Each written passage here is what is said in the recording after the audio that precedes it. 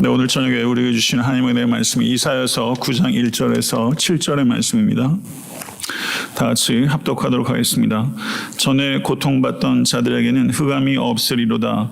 옛적에는 여호와께서 스불론 땅과 납달리 땅이 멸시를 당하게 하셨더니 후에는 해변길과 요단 저쪽 이방의 갈릴리를 영화롭게 하셨느니라. 흑암에 행하던 백성이 큰 빛을 보고 사망의 그늘린 땅에 거주하던 자에게 빛이 비추도다. 주께서 이 나라를 창성하게 하시며 그 즐거움을 더하게 하셨으므로 추수하는 즐거움과 탈취물을 나눌 때 즐거움같이 그들이 주 앞에서 즐거워하오니 이는 그들의 무겁게 맨 멍에와 그들의 어깨의 채찍과 그 앞처제의 막대기를 주께서 꺾으시되 미디안의 날과 같이 하셨음이니이다.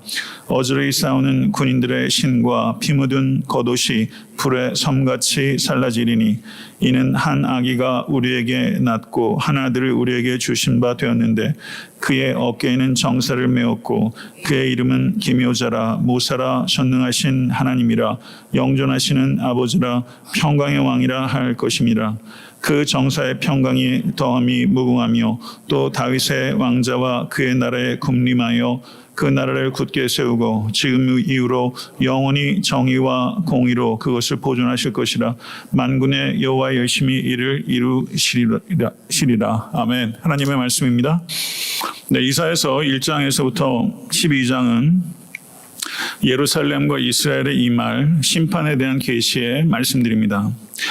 그런데 이와 같은 일련의 심판의 계시들 사이사이에 6개의 소망의 메시지들이 배치되어 있고 그것이 마치 소망의 보석들이다. 제가 그렇게 이름을 붙였습니다.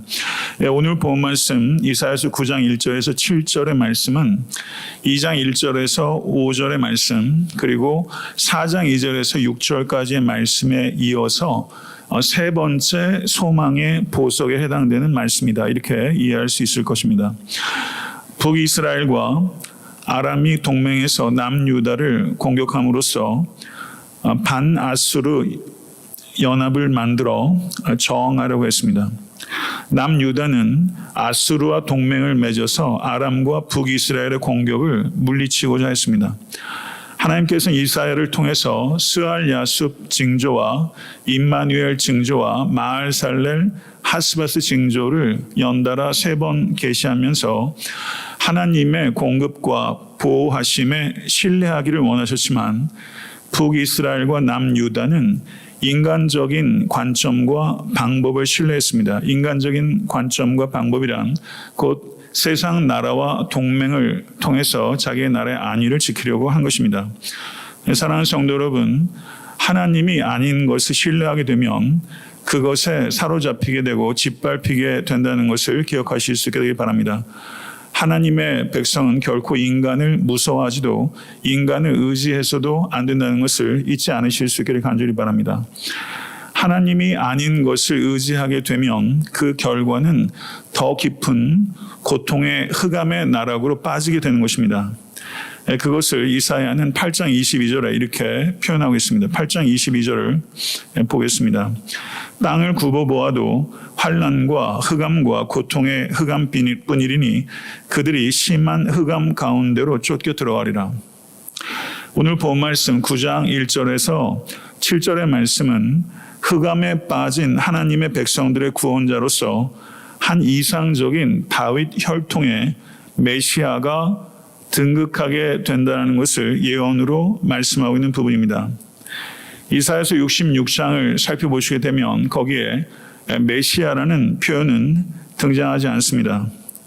그렇지만 하늘의 하나님의 통치를 땅에 구현할 다윗 혈통의 메시아에 대한 중요한 예언들이 이사야에 많이 등장하고 있습니다. 대표적으로 오늘 본 말씀 이사야서 9장 1절부터 7절의 말씀, 11장 1절부터 9절의 말씀, 그리고 32장 1절에서 8절 등의 말씀이 바로 하늘의 통치를 이 땅에 구현할 메시아에 대한 중요한 메시지다. 이렇게 볼 수 있다는 것입니다.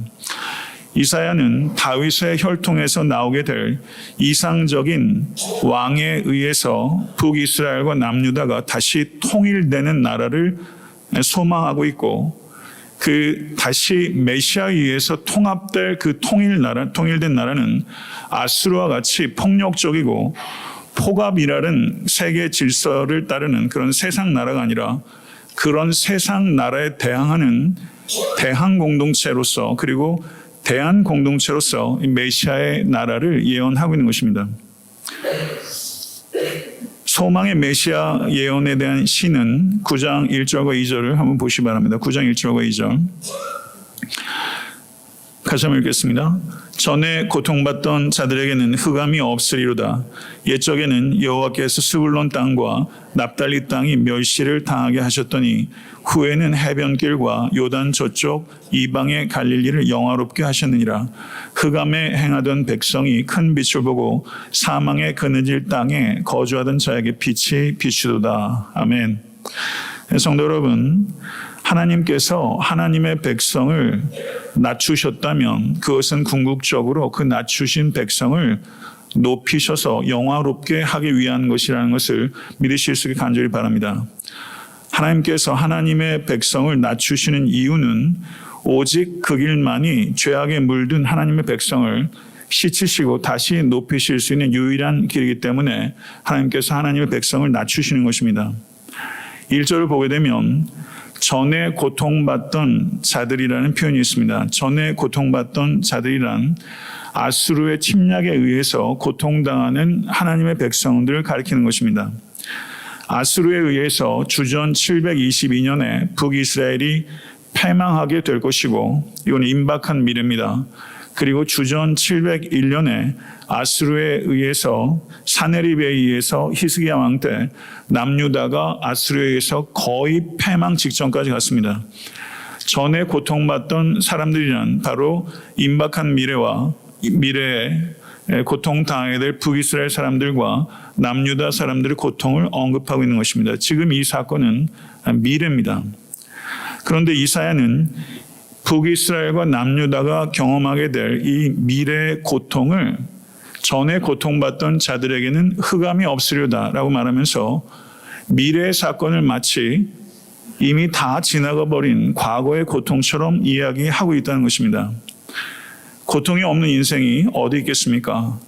이 자리에 계신 여러분도 저에게도 지금도 그리고 미래에도 고통들이 있을 것입니다. 그렇지만 이스라엘의 이 고통이 다 지나간 과거처럼 이사야가 미래의 일들을 예언하는 것처럼 우리의 고통도 다 지나간 과거의 일처럼 말할 수 있는 때가 반드시 올 것이라는 것과 그렇게 말할 수 있는 근거는 오직 성삼위 하나님 안에서만 가능하다는 것을 기억하시고 승리를 선취하실 수 있는 사람 모든 권속되실 수 있게 되기를 간절히 축원합니다.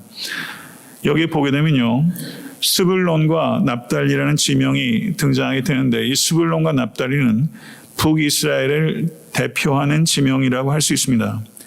그리고 실제적으로 아수르가 북이스라엘을 공격할 때 첫 번째 타겟이 됐던 지역이 바로 스불론과 이 납달리 지역입니다.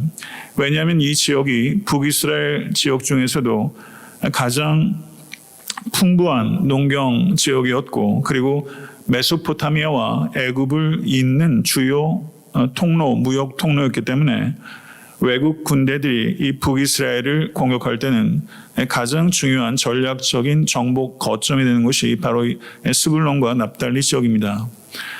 이사야서 9장 1절과 2절의 말씀이 잘 아시는 대로 마태복음 4장 12절에서 16절에 인용되어 있습니다. 마태복음 4장 12절에서 16절 말씀 다 같이 봉독하도록 하겠습니다.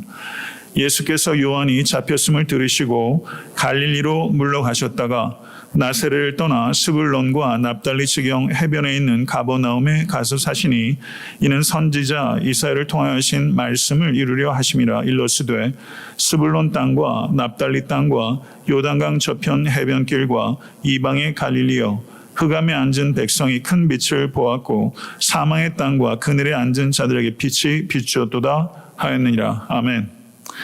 성도 여러분, 바로 우리 주 예수 그리스도께서 이사야가 9장 1절과 2절에 예언한 사망의 땅과 흑암의 그늘에 앉은 백성이 본 큰 빛이십니다. 믿으십니까? 아수르로부터 최초로 공격당한 지점인 스불론과 납달리 지경에 바로 가버나움이 있습니다. 예수님께서 아수르에 의해서 처음으로 공격당하고 정복당했던 스불론과 납달리 지경의 가버나움에 오셔서 이것은 하나의 뜨거운 상징입니다.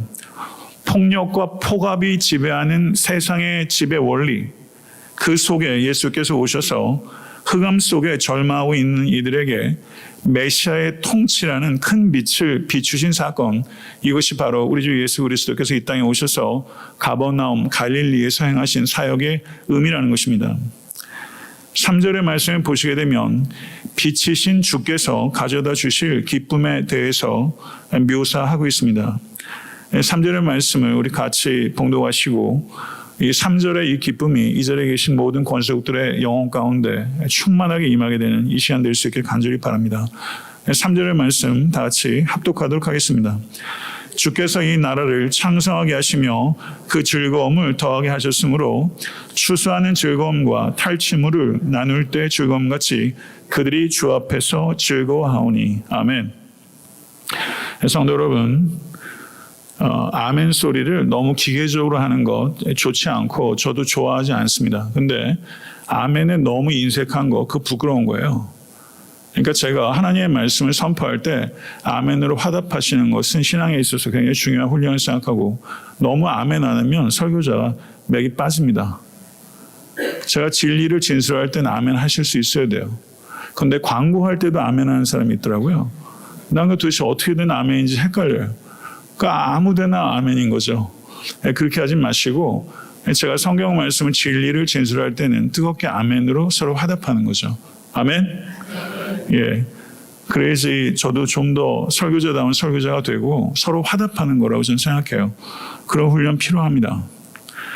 여기서 크신 빛 대신 주님께서 가져다 주실 즐거움을 3절에 표현했어요. 저는 이걸 읽는데 참 기쁘더라고요.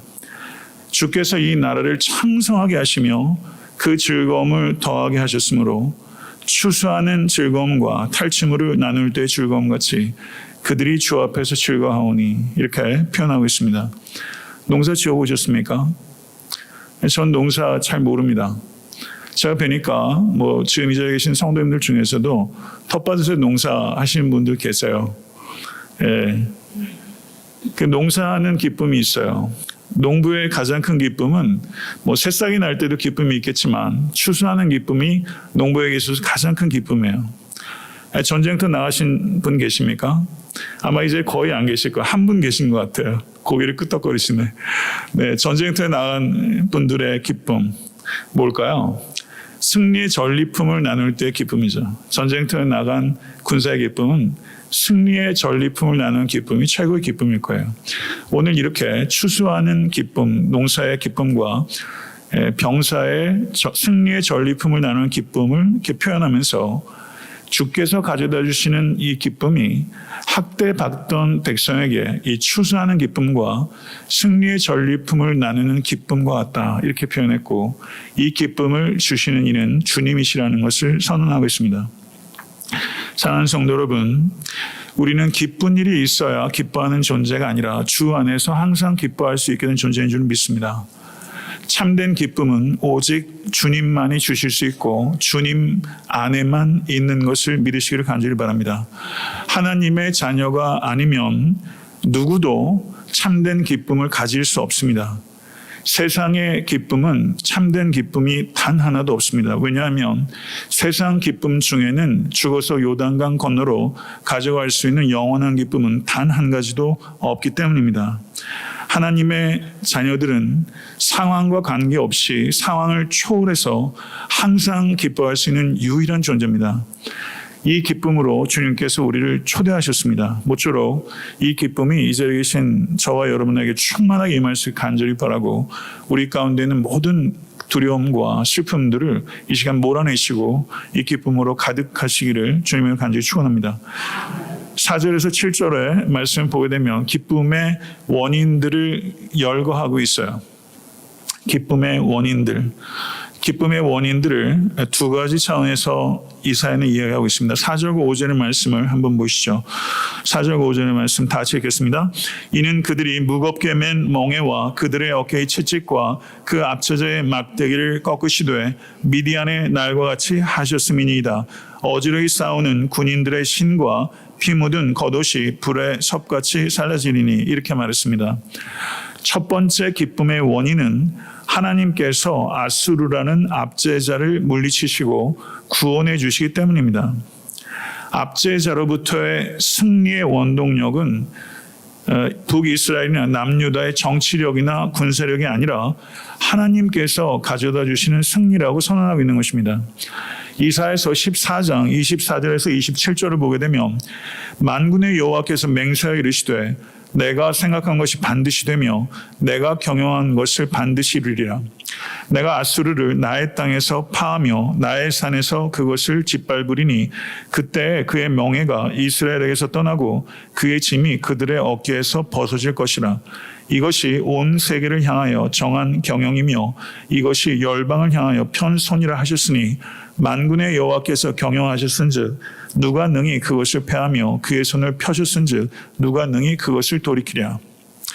이사야서 30장 30절 32절의 말씀을 보셔도 동일한 요점을 기록하고 있습니다. 같이 한번 읽겠습니다.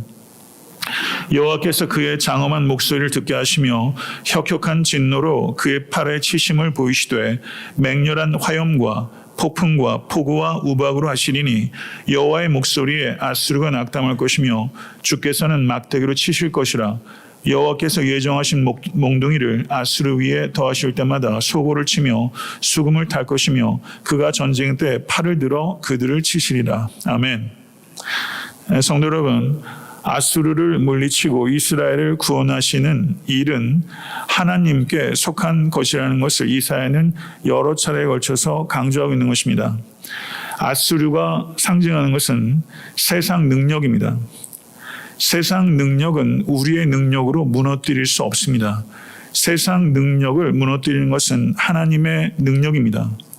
이사야는 이 말씀을 거듭해서 이야기를 하면서 아수르를 무너뜨리는 것은 정치적인 동맹도 아니고 군사력을 확장시켜서 되는 것도 아니고 오직 전능하신 하나님의 능력으로 아수르가 무너지게 될 것이다. 이것을 강조하고 있는 것입니다.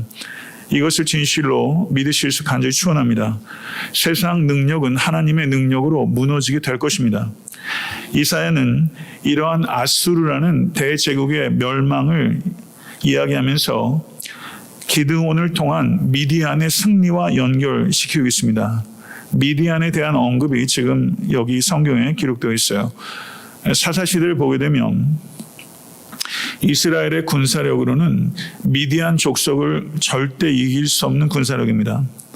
잘 아시는 대로 기드온은 겁 많고 의심 많은 사람이었습니다. 사사라고 부를 수 없는 사람, 그 사람이 기드온이었습니다. 이 기드온은 하나님에 대한 믿음도 가치에 대한 신념도 매우 빈약했던 사람입니다. 이 기드온이 살았던 이스라엘의 영적 상태가 무엇이었는지를 상징적으로 대표적으로 보여주는 인물, 그 시대의 영적 상태가 바로 이 기드온의 영적 상태였다는 거예요. 겁 많고 의심 많았던 것입니다. 믿음도 신념도 약했던 기드온, 그것이 바로 그 당시의 이스라엘의 상태입니다. 그런데 하나님께서 기드온을 인내하시고 기다리셨습니다. 기드온을 통해서 하나님께서 미디안을 치신 것은 기드온의 능력이 아니라 전적으로 하나님의 능력이라는 것을 나타내는 것입니다. 그리고 이스라엘 군대들이 32,000명이 모였는데 하나님께서 그 중에서 단 300명만을 남기시고 31,700명을 돌려보내셨습니다. 이것이 상징하는 것은 미디안에 대한 승리는 군사력을 통한 승리가 아니라 오직 여호와 하나님께서 주신 승리라는 것을 하나님께서 확고하게 나타내신 것입니다. 사랑하는 성도 여러분, 이것을 기억하시기 간절히 바랍니다. 우리에게 승리를 주신 이는 하나님이십니다. 4절과 5절이 하나님의 구원이 아수르 제국으로부터의 해방이라는 소극적 차원에서 말했다면, 아수르로부터의 해방이 소극적 차원의 구원이라면 6절부터 7절은 하나님의 구원의 적극적 차원을 말하고 있습니다. 주님께서 주신 즐거움을 3절에서 말했는데 그 즐거움은 하나님의 구원 때문에 얻는 기쁨이었고 4절과 5절은 아수르로부터의 구원이라는 소극적 차원에서의 즐거움이라면 6절과 7절은 하나님의 구원의 적극적 차원을 말하고 있다. 이렇게 구조적으로 이해할 수 있다는 것입니다. 그러면 4절과 5절에서 말하는 아수르로부터의 구원은 어떻게 가져오게 되는 것입니까? 그것을 이사야는 6절과 7절에서 한 아이의 탄생을 통해서 그 위대한 승리가 주어지게 될 것이다. 이것을 얘기하는 것입니다. 6절과 7절의 말씀을 우리 다 같이 합독하도록 하겠습니다. 이는 한 아기가 우리에게 낳고 한 아들을 우리에게 주신 바 되었는데 그의 어깨에는 정사를 메었고 그의 이름은 기묘자라 모사라 전능하신 하나님이라 영존하시는 아버지라 평강의 왕이라 할 것임이라.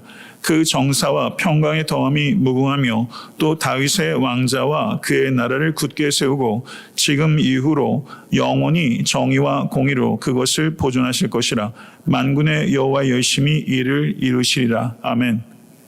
성도 여러분, 이 아기 왕, 이 왕이 세우는 나라는 약한 나라들의 목에 그리고 어깨에 압제와 굴욕이라는 멍에를 지우고 자신의 자유를 무한정으로 확장해서 힘으로 지배하는 그런 아수르와 같은 나라가 아니라 오늘 본문은 역사적 배경으로 아수르를 언급하고 있지만 이 아수르는 힘으로 지배하는 세상 원리를 상징하는 나라입니다. 그러나 이 나라로부터 구원하시는 왕이 오는데 그 왕은 힘으로 다스리는 왕이 아니라 정의와 공의로 다스리는 평화의 나라를 이루는 왕이다라는 것을 언급하고 있는 것입니다.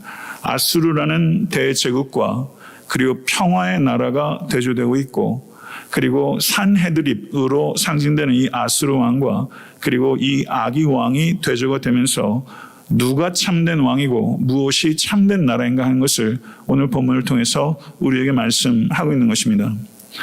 여기서 정사를 메었고라고 하는 표현은 왕권을 가지고 있다는 뜻입니다. 이 왕의 특징을 5가지로 언급하고 있습니다. 기묘자, 모사, 전능하신 하나님, 영존하시는 아버지, 평강의 왕. 이 왕은 우리 주 예수 그리스도입니다. 기묘자라고 말하는 것은 인간의 이성과 지혜로는 도저히 파악할 수 없는 초월적이고 경이롭고 불가사의한 성품과 능력을 가지고 섭리하시는 하나님이라는 뜻입니다. 모사란 말은 한자로 보게 되면 꾀알 모자의 선비사자입니다. 지혜가 특별해서 탁월한 계략을 내놓거나 상담을 해주는 사람. 그래서 이 모사를 영어 번역은 카운셀러라고 번역하고 있어요. 다윗에게 모사가 있었습니다. 다윗에게 변절한 모사가 아히도벨이라는 모사가 있었고 끝까지 다윗에게 충성해서 아히도벨의 책량을 무상시킨 그 모사가 후세라는 모사가 있었습니다. 바로 그와 같은 사람이 모사예요. 그런데 하나님께서 우리의 모사다라고 언급하고 있습니다. 이 뜻은 로마서 11장 34절을 보게 되면 사도 바울이 송영에서 이렇게 이야기를 했습니다. 로마서 11장 34절 다시 읽겠습니다. 누가 주의 마음을 알았느냐? 누가 그의 모사가 되었느냐? 이렇게 말하고 있습니다. 로마서 11장 34절의 이 바울의 이 고백은 이사야 40장 13절의 말씀 누가 여호와의 신을 지도하였으며 그의 모사가 되어 그를 가르쳤으랴라는 이사야서의 말씀을 사도 바울이 인용한 것입니다. 이 말씀을 인용하면서 사도 바울이 강조하는 것은 인간이 하나님의 모사가 될 수 없고 인간이 하나님의 카운셀러가 될 수 없고 하나님께서 인간의 카운셀러가 되신다는 것을 말씀하고 있는 것입니다. 우리가 하나님을 가르치는 것이 아니라 하나님께서 우리를 가르치시는 분이십니다. 성도 여러분, 이것을 믿으십시오. 하나님께서 여러분의 카운셀러입니다. 하나님께서 우리에게 지혜로우신 상담자이심을 진실로 믿으시고 하나님으로부터 지혜를 배우시는 여러분과 제가 될 수 있게 간절히 소원합니다. 그 다음에 전능하신 하나님이다 라고 말하고 있습니다. 이 왕은 전능하신 하나님이십니다. 하나님의 전능하심에 대해서 성경에서 처음 언급하고 있는 구절이 창세기 17장 1절입니다. 창세기 17장 1절 다 같이 한번 합독하도록 하겠습니다. 아브라함이 99세 때 여호와께서 아브라함에게 나타나서 그에게 이르시되 나는 전능한 하나님이라. 아멘. 하나님께서 아브라함에게 내가 너로 큰 민족을 이루게 하리라 약속하셨습니다. 이 약속을 하신 이후로 13년을 기다리게 하셨습니다. 그 13년을 기다린 아브라함에게 하나님께서 나는 전능한 하나님이다 라고 말씀하신 것입니다. 사랑하는 성도 여러분, 여러분에게 약속을 주셨는데 그 약속이 13년 동안 전혀 응답되지 않습니다. 그렇지만 응답되지 않는 그 13년의 기간에도 하나님께서는 전능하신 하나님이시라고 말씀하실 수 있는 분이라는 것을 받아들이실 수 간절히 바랍니다. 여기서 전능하신 하나님이라고 번역되고 있는 히브리어가 저를 한번 따라해 보시겠습니까? 엘샤다이. 엘샤다이라는 그 미국 가스펠도 있어요. 전능하신 하나님은 엘샤다이예요. 하나님은 전능하신 엘샤다이 하나님이십니다. 이 하나님을 여러분들이 경험하실 수 있게 간절히 축원합니다. 전능하신 하나님에 대한 언급이 구약 성경에 48번 등장합니다. 그런데 전능하신 하나님 엘샤다의 하나님이 성경 전체에서 가장 많이 등장하는 그 성경이 어딜까요? 한번 상상해 보시겠습니까? 엘샤다이란 이 표현이 가장 많이 등장하는 성경의 권 욥기입니다. 성경 전체에서 엘샤다이 하나님에 대한 언급이 48번 등장하는데 욥기에 31번 등장하고 있어요. 욥기의 하나님, 성도 여러분, 욥은 재산과 자식과 건강을 모두 잃어버리고 탄식하는 이야기로 가득합니다. 그런데 역설적으로 그 욥기에 엘샤다이 하나님이라는 표현이 성경 전체에서 가장 압도적으로 31번이나 등장하고 있다는 것은 굉장히 역설적인 것입니다.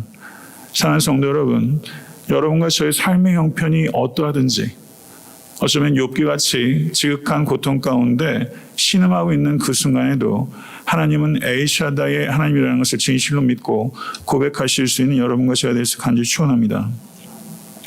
하나님께서 나의 문제를 내가 원하시는 방법대로 해결하지 않으실 수 있는 자유가 있으신 하나님이십니다. 내가 원하는 방식으로 하나님께서 일하시지 않을 때에도 하나님은 엘샤다이의 하나님이십니다. 하나님께는 불가능도 불완전한 것도 없다는 것을 진실로 고백하실 수 간절히 축원합니다. 하나님의 지혜와 하나님의 사랑과 하나님의 능력을 전적으로 신뢰하실 때 우리의 삶의 형편이 어떠든지 상관없이 하늘의 위로와 평안이 우리 가운데 임하게 될 것입니다. 콜롬비아 대학의 역사학자였던 찰스 비어드라는 그 교수가 이런 이야기를 했습니다. 하나님이 돌리는 역사의 맷돌은 비록 천천히 돌아가지만 정확하게 돌아간다. 깊이 생각해야 될 말씀이라고 생각해요. 하나님이 돌리시는 역사의 맷돌은 비록 천천히 돌아가지만 정확하게 돌아간다. 전능하신 엘샤다이 하나님께서 돌리시는 우리 개인사의 이 맷돌과 이 우주와 그리고 역사의 맷돌은 정확하게 돌아오고 있다는 것을 진실로 믿으시고 평안을 누리실 수 간절히 축원합니다. 하나님의 능력의 절정은 우리 주 예수 그리스도의 십자가입니다.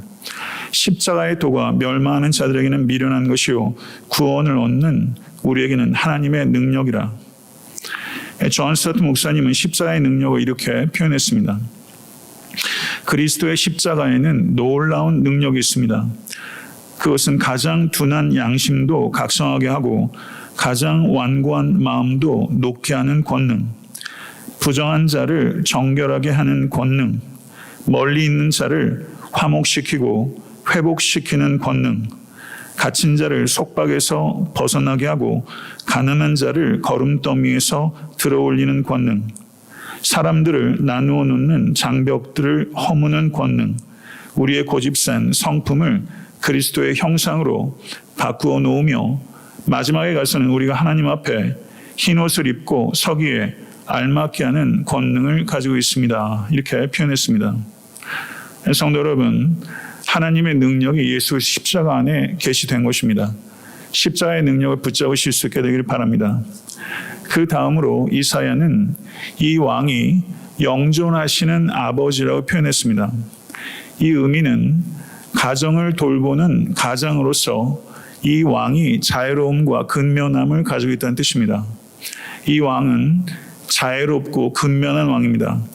여기서 아버지라고 번역되고 있는 히브리어가 아비아드라는 히브리어인데요. 이 아비아드라는 히브리어는 군림하는 자로서의 의미가 아니라 섬기는 자로서의 이미지가 이 아비아드의 아버지입니다. 이 섬기는 아비아드로서 이 땅에 오신 예수 그리스도께서는 마가복음 10장 45절에서 인자가 온 것은 섬김을 받으려 함이 아니라 도리어 섬기려 하고 자기 목숨을 많은 사람의 대속물로 주려 함이라 라고 선언하셨습니다.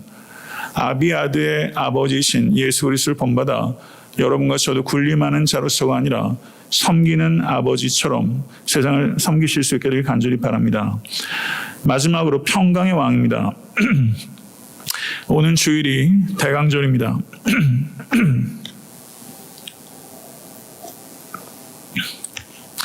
주님의 초림을 찬양하는 천사가 이렇게 노래했습니다. 지극히 높은 곳에서는 하나님께 영광이요 땅에서는 기뻐하심을 입은 사람들 중에 샬롬 에이른의 평화로다 하니라. 우리 주님께서는 십자가에 달리시기 직전에 제자들에게 이렇게 가르치셨습니다. 평안을 너희에게 끼치노니 곧 나의 평안을 너희에게 주노라. 그리고 부활하신 주님께서는 제자들에게 너희에게 평강이 있을지어다 이렇게 말씀하셨습니다. 천사들은 예수님을 평화의 왕이라고 소개했고 십자가에 달리시기 직전에 예수께서는 평화를 빌었고 그리고 부활하신 주님께서는 평강이 너에게 있을지어다 라고 인사하셨습니다. 이 세상 그 누구도 그 무엇도 우리들에게 참된 평화를 가져다 줄 수 없습니다. 오직 예수 그리스도의 십자가 부활만이 우리에게 참된 샬롬을 가져다 줄 수 있다는 것을 우리는 믿는 사람들입니다. 우리가 죄로 말미암아 하나님과의 평강이 깨졌고 그리고 그 결과로 이웃과 그리고 자기 자신과의 평강도 깨진 것입니다. 그리고 예수 그리스도의 십자가 부활로 말미암아 하나님과의 관계 그리고 이웃과의 관계, 자기 자신과의 평강도 회복된 것입니다. 성도 여러분, 하나님께서는 메시아를 통해서 힘에 의해서 다스려지는 세상 나라에 대항하는 나라 그리고 대안이 되는 나라를 이 땅에 세우셨습니다. 하나님께서는 메시아를 통해서 멸시받는 자들을 영화롭게 하십니다. 메시아를 믿고 따르는 자들에게는 현재의 어떠한 고통도 다 지나간 옛 이야기가 될 것입니다. 메시아께서는 추수하는 농부의 기쁨과 승리의 전리품을 나누는 병사의 기쁨과 같은 기쁨을 우리에게 주시는 분이십니다. 참된 기쁨은 오직 주 안에 있습니다. 주 안에 있는 이 기쁨은 삶의 상황을 초월하는 기쁨이며 이 자리에 있는 우리는 이 기쁨으로 충만해져야 합니다. 대적으로부터의 승리는 우리의 능력으로 쟁취하는 것이 아니라 그리스도의 능력으로 우리에게 값없이 주어진 것입니다. 궁극적 승리를 주신 하나님의 능력은 한 아기를 통해서 이 땅에 임했습니다. 그 아기는 우리 주 예수 그리스도입니다. 그리스도께서 세우시는 나라는 힘의 원리로 세워지는 아수르 제국 같은 나라가 아니라 정의와 공의로 다스려지는 평화의 나라입니다. 이 왕은 기묘자이시며 모사이시며 전능하신 하나님이시며 영원하신 아버지이시며 평강의 왕이십니다. 이 왕을 우리 모두가 더욱더 사랑하고 자랑할 수 있게 될 간절히 소원합니다. 모쪼록 오늘 말씀을 붙잡고 소망 가운데 낙심하지 마시고 왕이신 예수님을 온전히 높이며 우리 각 사람이 세상 원리에 따라 살지 않고 세상 원리에 대항하고 그리고 대안이 되는 삶, 그리고 세상 원리에 대항하고 대안이 되는 공동체인 애타한테 섬기는 교회를 세워가는 일에 우리 모두가 기도와 힘을 모을 수 있게 되기를 간절히 소원합니다.